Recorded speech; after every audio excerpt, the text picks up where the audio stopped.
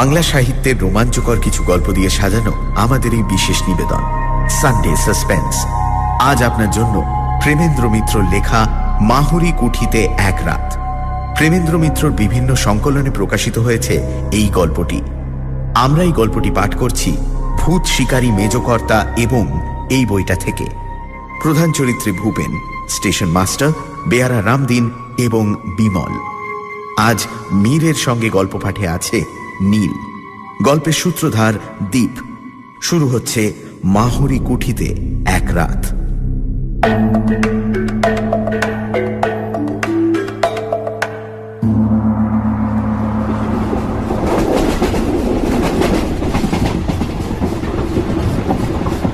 ট্রেনে যেতে যেতে ব্যাপারটা যতই ভেবে দেখছিলাম ততই আরো অদ্ভুত লাগছিল।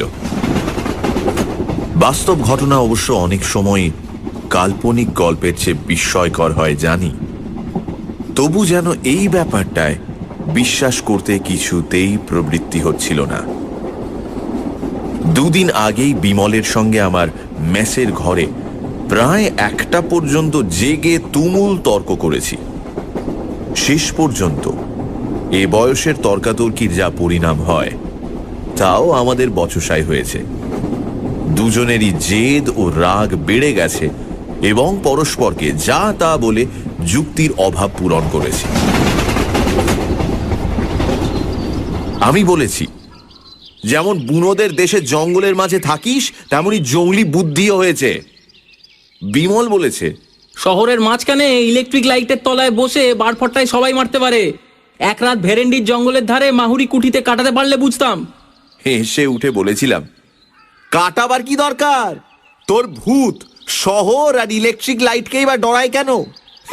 বেছে বেছে যত পোড়ো বাড়ি আর জঙ্গলে না থেকে সেই তো এখানে এলেই পারে। বিমল চোটে উঠে জবাব দিয়েছে, তার দায় পড়েছে। ভূত আছে এ কথা তোর কাছে প্রমাণ করার জন্য তার তো মাথা ব্যথা নেই। বিমলকে আরো রাগিয়ে দিয়ে বলেছি, তার না হোক তোর তো আছে। তুই নিজে কোনোদিন মাহুরী না মুহুরী কুঠিতে তাকে দেখেছিস? বিমল বলেছে, রাত অবশ্য কাটাইনি, তবে বাইরে থেকে যা দেখেছি তাই যথেষ্ট। আমি এ কথার উত্তরে এমন ভাবে বিদ্রূপের স্বরে বলেছি যে বিমল মর্মাহত হয়ে চুপ করে গেছে। খানিক বাদে গম্ভীর মুখে শুধু বলেছে, সাহস থাকে তো একবার সেখানে যাস। আমি ব্যঙ্গ করে বলেছি, গেলে অন্তত মাহুরী কুঠির বাইরে থাকবো না। পরের দিন সকালে অবশ্য আমাদের এই তর্ক নিয়ে মন কষাকষির কোনো চিহ্ন আর ছিল না। বিমল সকালে ট্রেনেই তার কাজের জায়গায় চলে যাবে। আমি স্টেশনে তাকে তুলে দিতে গিয়েছিলাম। আগের রাতের তর্কের কথা দুজনে ভুলেও একবার উত্থাপন করিনি। কিন্তু কে জানত সে তর্কের জের অমন করে মেটবার নয়। দুদিন বাদেই আমাকে সত্যি সত্যি ভেরেন্ডির জঙ্গলের উদ্দেশ্যে রওনা হয়ে পড়তে হবে। তাই বা কে ভেবেছিল? বিমল চলে যাওয়ার পর 1টা রাত পার হতেই দুপুরবেলা হঠাৎ টেলিগ্রাম পেয়ে স্তম্ভিত হয়ে গেছি। বিমল মরণাপন্ন, এখনই আমার যাওয়া দরকার। টেলিগ্রামের মর্ম এই। যাওয়া যে দরকার সে বিষয়ে কোনো সন্দেহ নেই, কিন্তু যাওয়া সোজা নয়। ছোটনাগপুরের একটা নগণ্য স্টেশনে নেমে মাইল 10-12 গেলে ভেরেন্ডির জঙ্গল পাওয়া যায়। এই জঙ্গলের মাঝখানে একটা পুরনো তামার খনিকে নতুন করে আবিষ্কার করে আজ 2 বছর বিমল সেখানে কাজ করছে। সেই নির্বান্ধব পুরীতে যে সমস্ত কুলিমজুর নিয়ে সে দিন কাটায়, সাংঘাতিকভাবে অসুস্থ হয়ে পড়লে তারা যে কোনো সাহায্যই করতে পারবে না এটা ভালো করেই বুঝতে পারছিলাম। টেলিগ্রাম পাওয়ার পরই বিকেলে রওনা হয়ে পড়েছি। ভেরেন্ডির জঙ্গলে বিমলের নিমন্ত্রণ এভাবে রক্ষা করতে যেতে হচ্ছে ভেবে সত্যিই অদ্ভুত লাগছিল। আর বিরক্তি লাগছিল যেতে এমন দেরি হওয়ায়। যে স্টেশনে নেমে ভেরেন্ডির জঙ্গলে যেতে হয় অত্যন্ত নিকৃষ্ট ধরনের প্যাসেঞ্জার ছাড়া আর সব গাড়ির কাছেই তা অস্পৃশ্য। তাই বাধ্য হয়ে প্যাসেঞ্জারে চাপলেও তার শামুকের মতো গতি ক্রমশই অসহ্য হয়ে উঠেছিল। এতক্ষণে কি যে বিপদ সেখানে হচ্ছে কে জানে। বিমল অত্যন্ত শক্ত ধাতের ছেলে, সহজে সে কাতর কিছুতেই হয় না। সেই সুদূর জঙ্গলে একলা আজ সে 2 বছর যেভাবে বাস করে আসছে তা থেকে তার কাঠামোর পরিচয় পাওয়া যায়। সুতরাং অত্যন্ত বিপদে না পড়লে সে যে আমায় তার করত না এ বিষয়ে কোনো সন্দেহ নেই।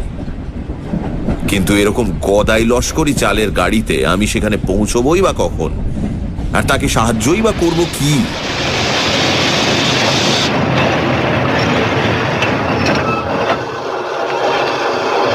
বিকেলবেলা যে গাড়ি রওনা হয়েছিল সমস্ত রাত গুটি গুটি করে চলে ভোর প্রায় 4টের সময় টিনের চাল দেওয়া নিতান্ত আক্ষুটে চেহারার একটি স্টেশনে সে গাড়ি আমায় নামিয়ে দিলে।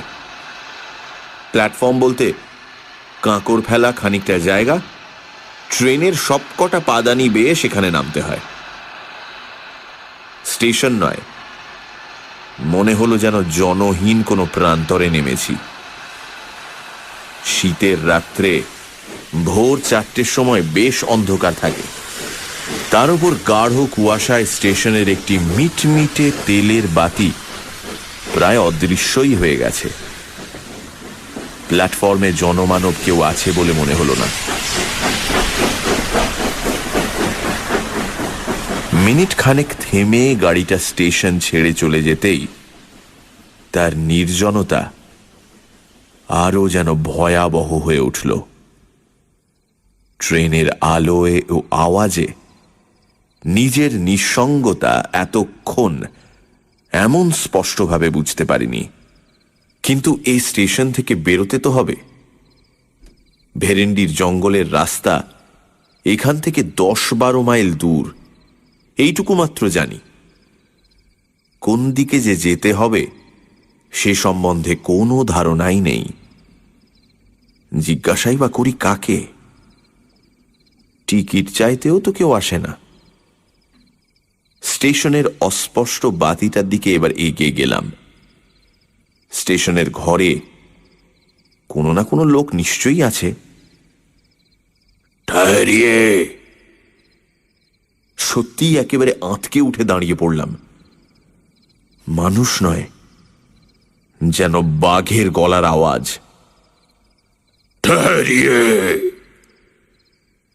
পেছন ফিরে কুয়াশায় ঘোলাটে একটা নীল আলো ছাড়া কিন্তু কিছুই প্রথমটা দেখতে পেলাম না। নীল আলোটা আরো একটু কাছে এগিয়ে আসার পর বিশাল একটা বস্তার মতো জিনিস অস্পষ্টভাবে দেখা গেল। জিনিসটা বস্তা নয়, মানুষের মাথা।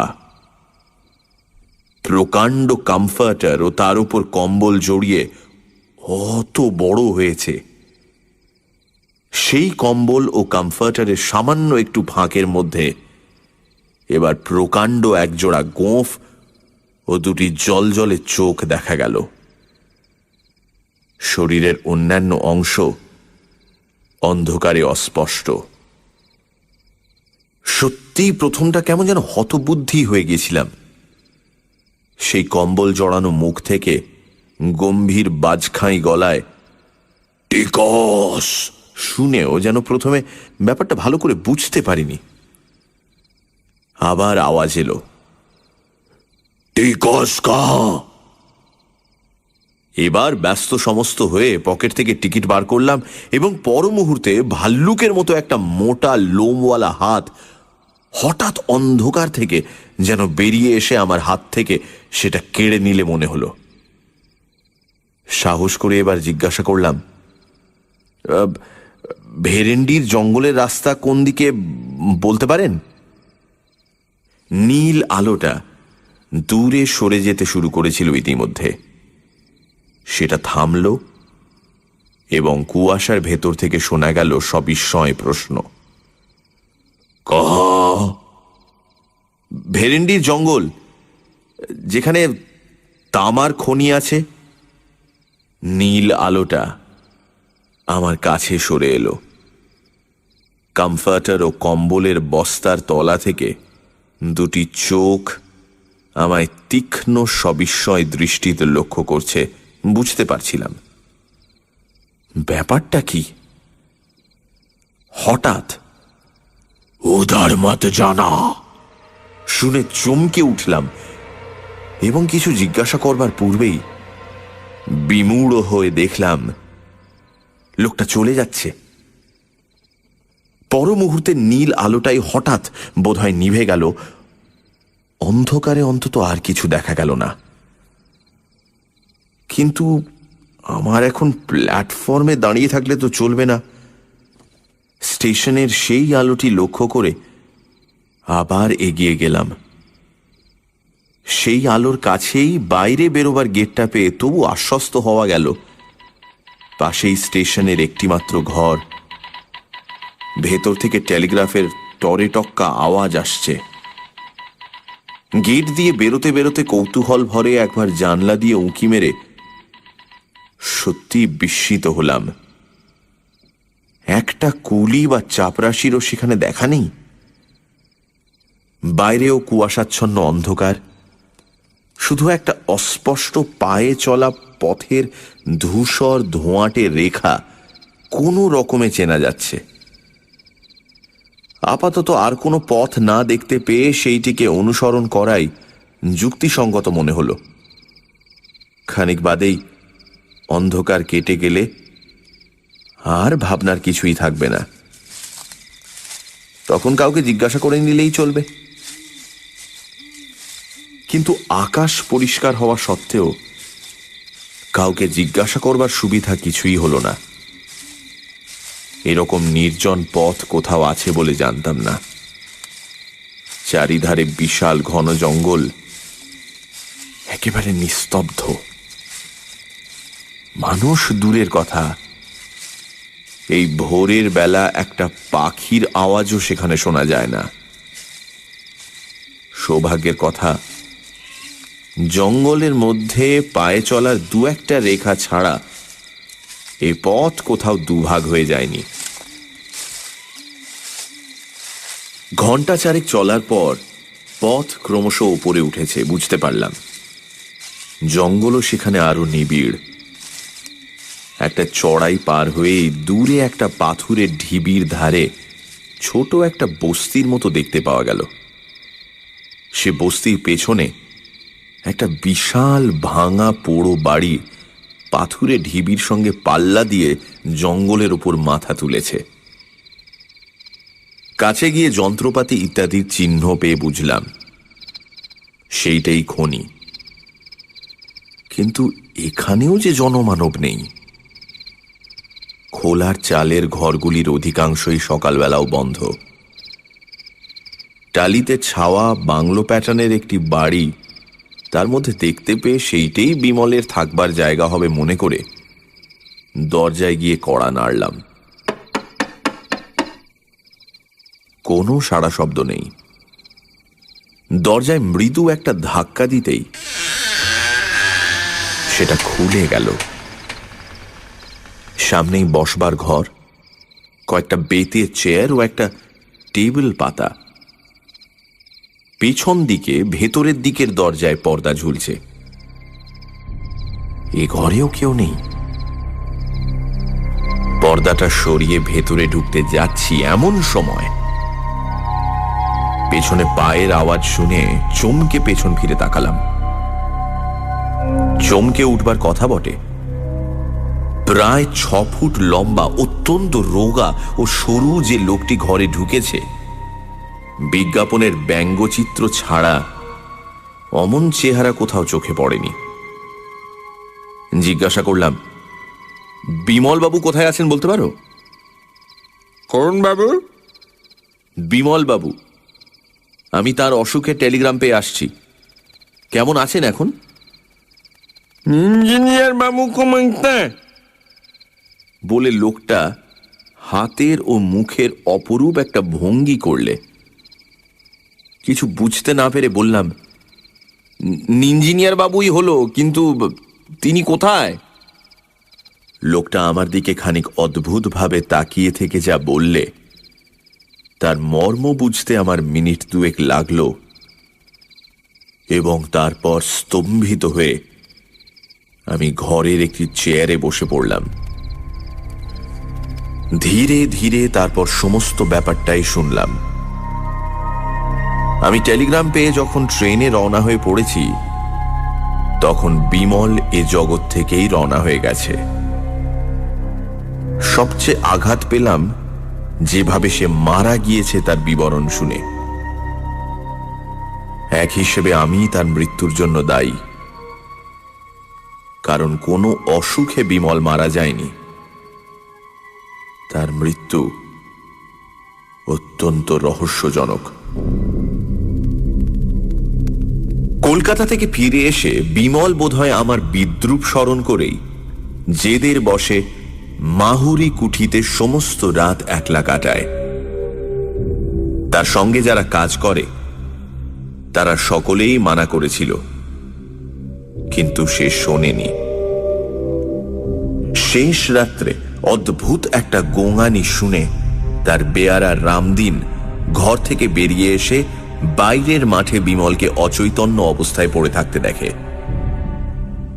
ধরাধরি করে তাকে ভিতরে তুলে আনার পর দেখা যায় তার মাথায় গভীর আঘাতের চিহ্ন, গায়েও নানা জায়গায় দাগ আছে।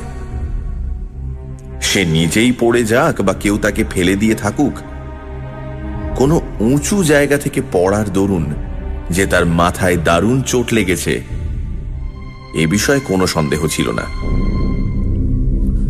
অনেক সেবা শুশ্রূষার পর সকালের দিকে আধ ঘন্টাটাক তার জ্ঞান হয়েছিল। সেই সময় সে আমায় টেলিগ্রাম করতে বলে,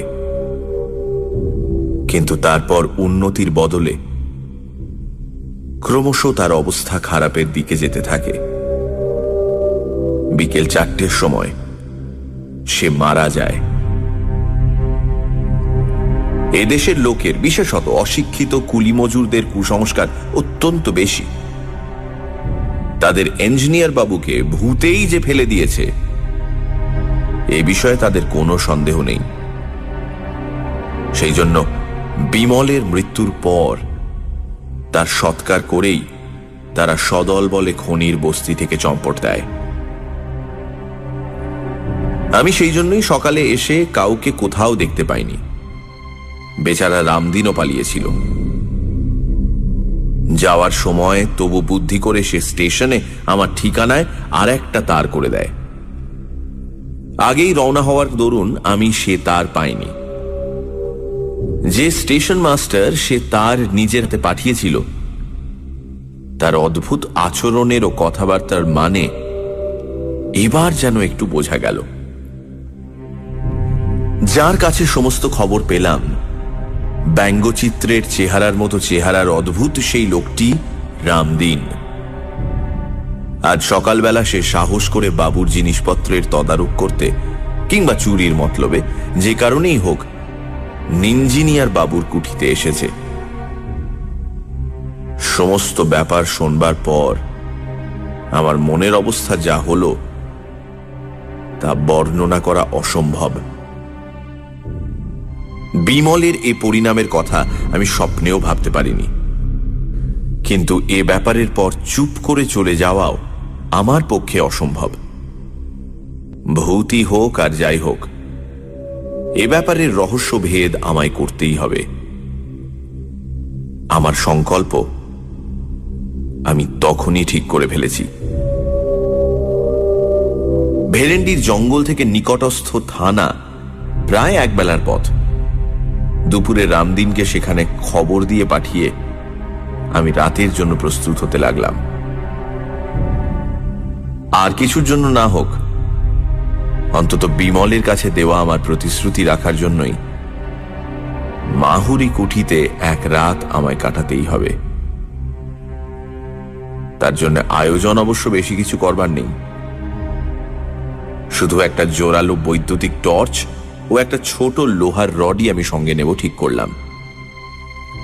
সন্ধ্যের আগে রামদিনের ফিরে আসবার কথা, কিন্তু রাত প্রায় 7টা হয়ে গেলেও তার কোনো পাত্তা পাওয়া গেল না।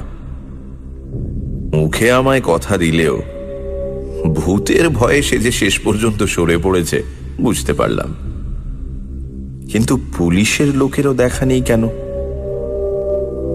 রামদিন কি থানায় খবরও তাহলে দেয়নি?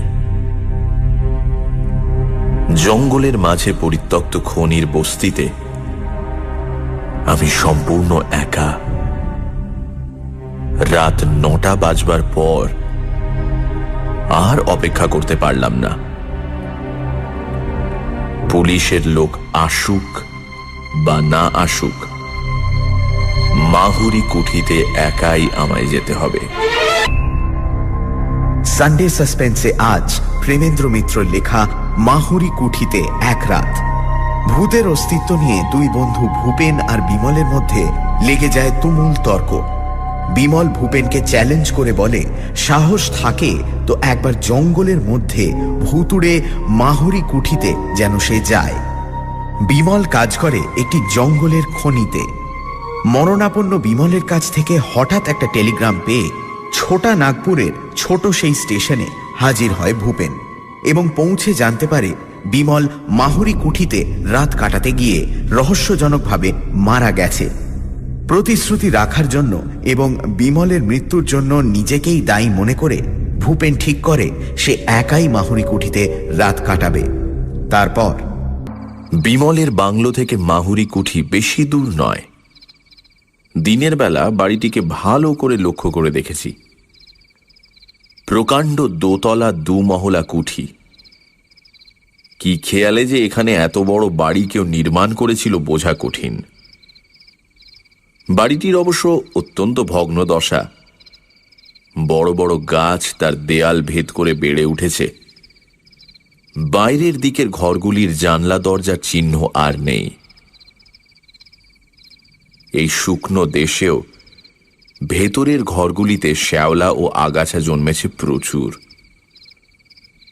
ভাঙা দেউড়ি দিয়ে বাইরের মহল পার হয়ে গেলে ভেতরের বিশাল মহলে ওপর নিচে অসংখ্য গোলক ধাঁধার মতো যে সমস্ত ঘর পাওয়া যায়, দিনের বেলাতেও সেগুলি অন্ধকার।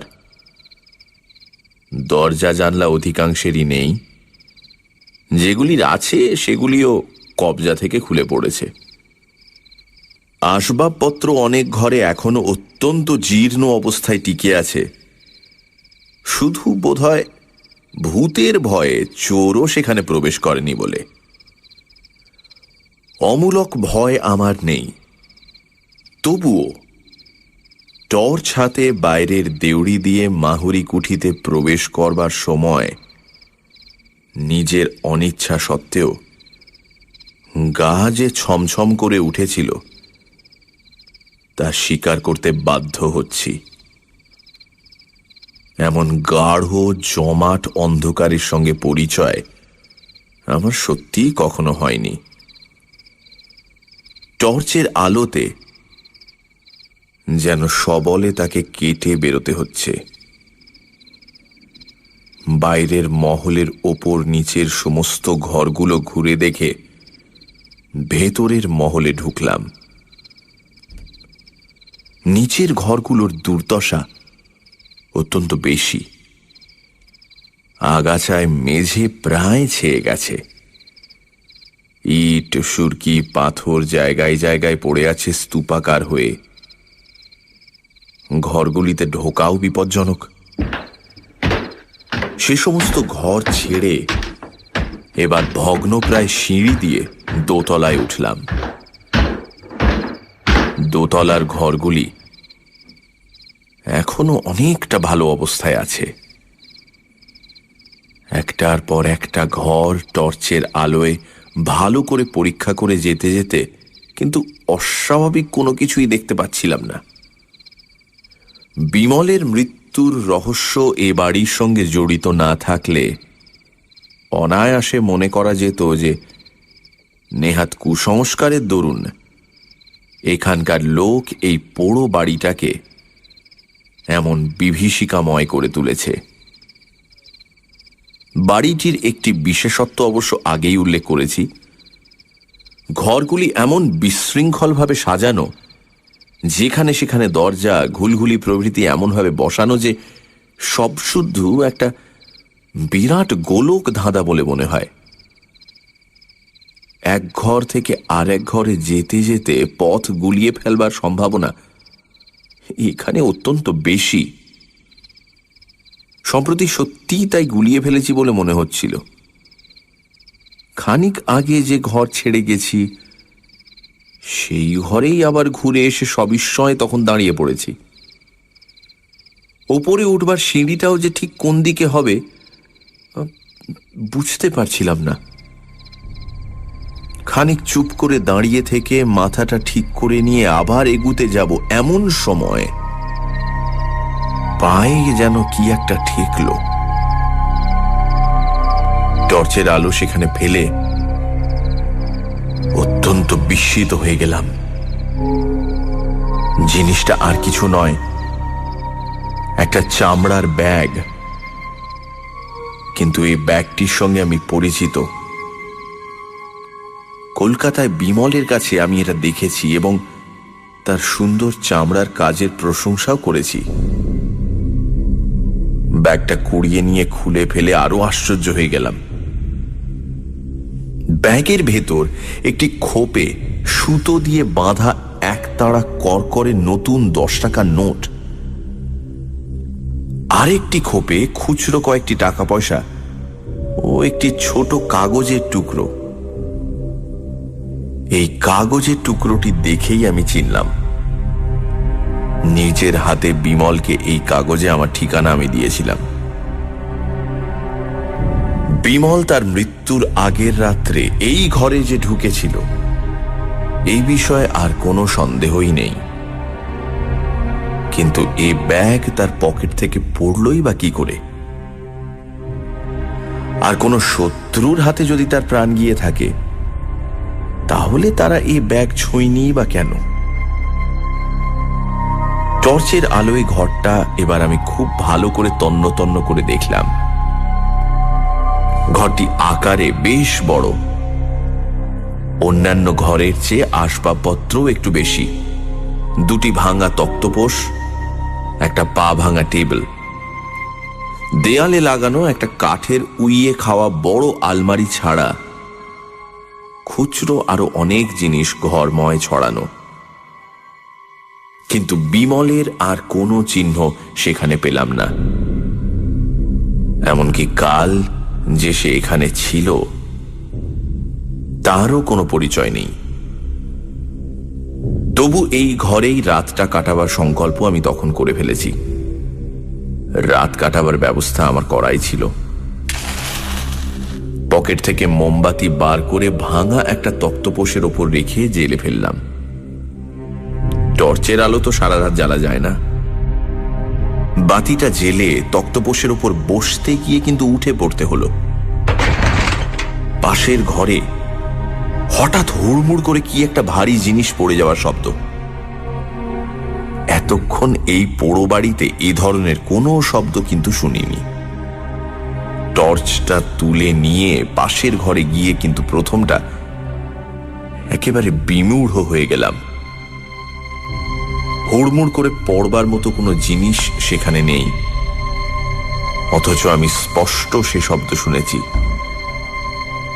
হতভম্ব হয়ে খানিক দাঁড়িয়ে থেকে আবার আগের ঘরে ফিরলাম।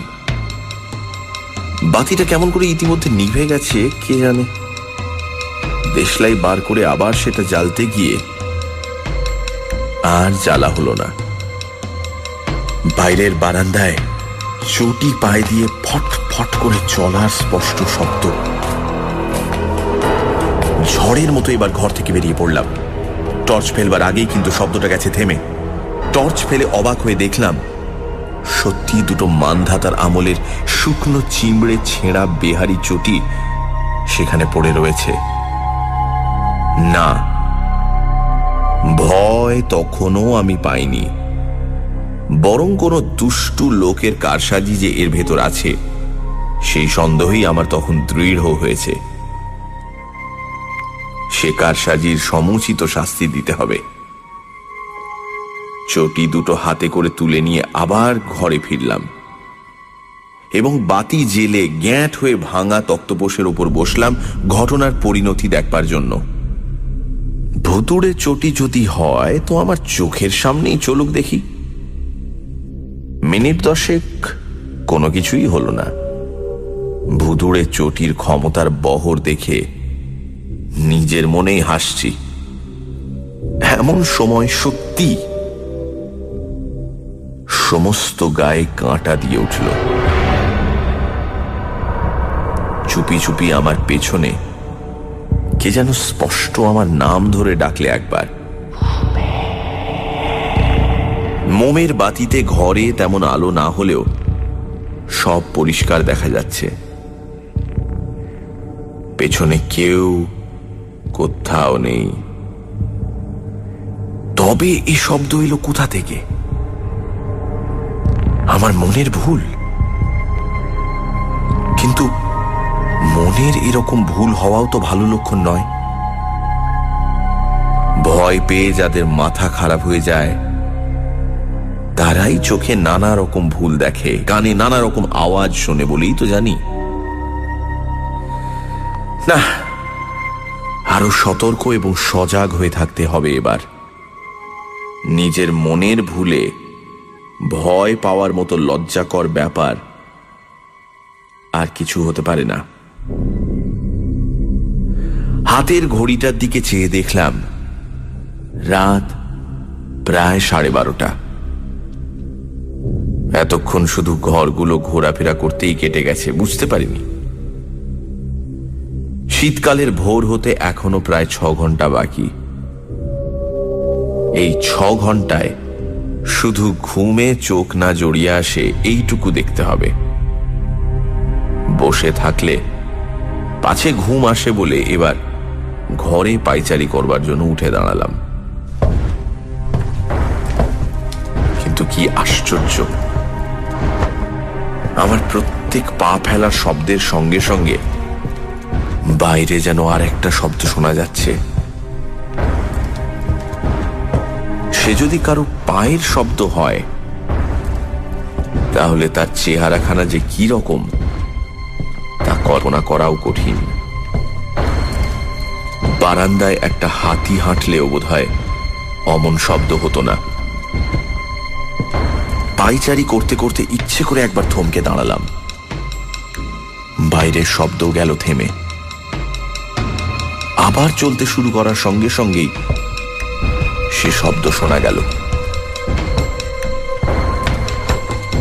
এবার বাইরে ব্যাপারটা দেখতে যেতেই হলো। টর্চ নিয়ে সমস্ত পথটা কিন্তু তন্ন তন্ন করে বৃথাই খুঁজে দেখলাম। ফিরে এসে দেখি আবার আলো গেছে নিভে। না, ব্যাপারটা ক্রমশই বিরক্তিকর হয়ে দাঁড়াচ্ছে। দেশলাইটা বার করেছি এমন সময়। আলো জ্বেলো না ভূপেন। মিথ্যে কথা বলে লাভ নেই। সমস্ত শিরদাঁড়া বেয়ে একটা যেন বরফ গলানো জলের স্রোত নেমে গিয়ে সমস্ত শরীর অবশ করে দিল।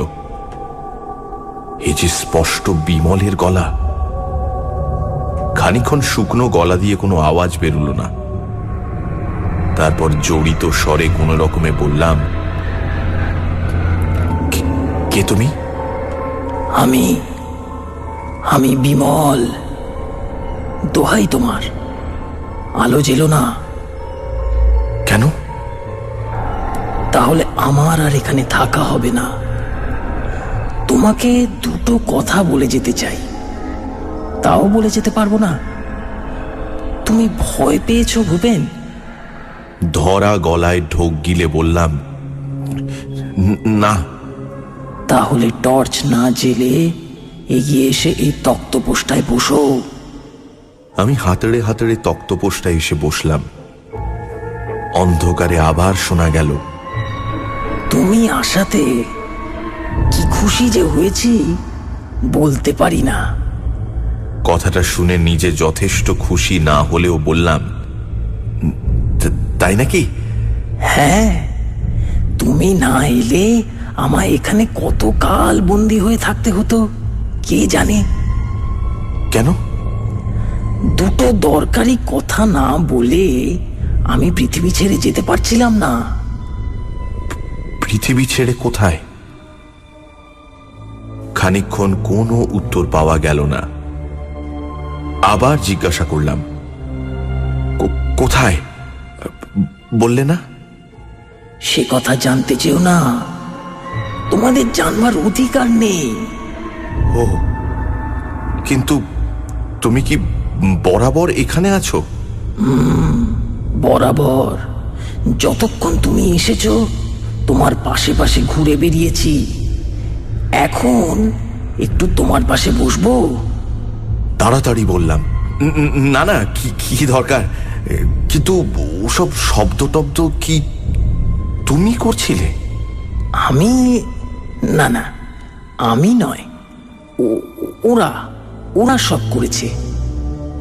সব ভয়ে, সব বিস্ময়ে বললাম, ওরা? হ্যাঁ, ওরাও আছে। ওরা ওই রকম করতে ভালোবাসে, আমার কিন্তু ভালো লাগে না। তবে থামলে কেন? তবে তবে অনেকদিন পৃথিবীতে থাকতে হলে বিরক্তি আসে, তখন ওই সব বদখেয়াল হয়। তো ওরা কি অনেক দিন আছে? অনেক দিন। যোধমাল তো মানসিংহের সঙ্গে মনসবদার হয়ে এসেছিল, আর দেবদত্ত অশোকের সময়ের। এতদিন ওরা কেন এখানে আছে? কি করবে, মায়ার বন্ধন। যোধমল এখানকার এক রাজকোষ লুট করবার সময় দামি একটা মতির মালা পেয়ে এক জায়গায় লুকিয়ে রেখেছিল। সেই লুকোনো জায়গার কথা কাউকে জানাবার আগেই তলোয়ারের খোঁচায় মারা যায় বলে বেচারার আজও মুক্তি হলো না। একটু উৎসুক ভাবে বললাম, কাউকে জানালেই তো পারে। যাকে তাকে জানালে তো হবে না। ওর বংশধর, আত্মীয় স্বজন, অন্তত দেশের লোক না হলে জানাবার উপায় নেই। অর্থাৎ মারোয়ারি চাই? মারোয়ারিরা আবার এধার মারায় না। যোধমাল সম্বন্ধে নিরুৎসাহ হয়ে বললাম, আর দেবদত্ত? দেবদত্ত? দাঁড়াও, জিজ্ঞেস করে দেখি। খানিকক্ষণ সব নিস্তব্ধ। তারপর শোনা গেল, দেবদত্তের উদ্ধার হওয়া আরো শক্ত। কেন? অশোকের সময় ও কি একটা মঞ্জুশ্রী না ধ্যানশ্রীর মূর্তি গড়েছিল। সেটা এখনো আবিষ্কৃত হয়নি বুঝি? কোথায় সেটা? আমি না হয় প্রত্নতত্ত্ব বিভাগে। না না, আবিষ্কৃত হয়েছে বই কি, কিন্তু পণ্ডিতরা তর্কাতর্কি করে তার নাম নিয়ে বাঁধালে গোল। কেউ বলছে সেটা দেবী মূর্তিই নয়, কেউ বলছে কি বলে প্রজ্ঞা পারমিতা। হ্যাঁ, তো তাতে কি? চুপ চুপ, দেবদত্ত একেবারে ক্ষেপে উঠবে এখনই। তাতেই তো সব। নাম ঠিক হওয়া না দেখে ও কিছুতেই যেতে পারছে না এখান থেকে। আমি না এলে তুমিও যেতে পারতে না? বোধ হয় না। ওইসব বদখেয়াল? তাও হয়তো হতো। এখনই তো মাঝে মাঝে কিরকম নিষ্ফিস করে। কি নিষ্পিস করে? হাত? একটু হাসির শব্দ শোনা গেল। হাত তাকে বলে না, তবে গলার স্বরে অত্যন্ত অস্বস্তি বোধ করে বললাম, যাকে ভাই, তোমার কি কথা ছিল না, যা বললেই তোমার ছুটি? হ্যাঁ, ছুটি, একেবারে ছুটি। একটু ভয়ে ভয়ে জিজ্ঞাসা করলাম, বলা হলেই তুমি চলে যাবে? তৎক্ষণাৎ। কিন্তু তুমি চলে গেলে এই যোধমাল আর দেবদত্ত? না না, তোমার কোনো অনিষ্ট ওরা করবে না, আমার বারণ আছে। তবে বলো এবার। এই বলছি, ও আবার কি? ও কিছু না। কিন্তু হেঁচকির মতো শোনালো যেন। পাগল, হেঁচকি কোথায়? কিন্তু আমরা তো ওকেই হেঁচকি বলি। আমরা বলি না। তবে কি ওটা? ও আমাদের ভৌতিক দেহের বুৎকার। ভূতকার কি? ও কথার মানে তোমরা বুঝবে না। ওটা এই জগতের কথা। ও জগতের কথা আলাদা নাকি? এতক্ষণ তো বেশ বাংলা বলছিলে। অনেক কষ্টে অনুবাদ করে বলতে হচ্ছিল, কিন্তু বুৎকারের অনুবাদ হয় না। না ভাই, এটাই হেঁচকি। বুৎকার। আমি তাহলে আলোটা জ্বালছি। দোহাই তোমার, এখনো আমার কথা বলা হয়নি। কথা তুমি পরে বলো খন, এখন একটু জলের চেষ্টা করি। আমাদের জল লাগে না, আলো জ্বাললেই আমায় চলে যেতে হবে। তা না হয় খানিক চলে গিয়ে তোমার বুৎকারটা থামিয়ে এসো। বলে সত্যি দেশলাই বের করে মোমবাতিটা জেলে ফেললাম। কিন্তু এ কি, ঘরে যে কেউ নেই। এ কি ব্যাপার? বিমল, তুমি আছো এখানে? বিমলের কোনো উত্তরের বদলে শোনা গেল কয়েক সেকেন্ড মাত্র বিমূঢ় হয়ে দাঁড়িয়ে থাকবার পর আমার মনে আর কোনো সংশয় রইল না। এগিয়ে কড়া দুটো ধরে সজোরে কাঠের আলমারির পাল্লা দুটো আমি খুলে ফেললাম। এ কি বিমল, তুমি সশরীরে? বিমলের গলা থেকে বেরোলো, ব্যাপারটা এতক্ষণে বোধহয় অনেকখানি বোঝা গেছে। হেঁচকিটুকু উঠে সব না খেঁচড়ে দিলে বিমলের ফন্দিকে সার্থক বলা চলত। তার টেলিগ্রামে আমি বিশ্বাস করেছিলাম এবং আগের দিন মাইল 10 দূরের এক মস্ত মেলার জন্যে খনির লোকজনকে ছুটি দেওয়ায় তার অন্যদিকে সুবিধে হয়ে গেছিল। শুধু রামদিনকে ষড়যন্ত্রের মধ্যে তাকে টানতে হয়েছিল। পোড়ো বাড়িতে তার দুর্মুষ ফেলা ও পেটানোর আওয়াজের যে নমুনা সে দেখিয়েছে, তাতে তারিফ তাকে অবশ্যই করতে হয়।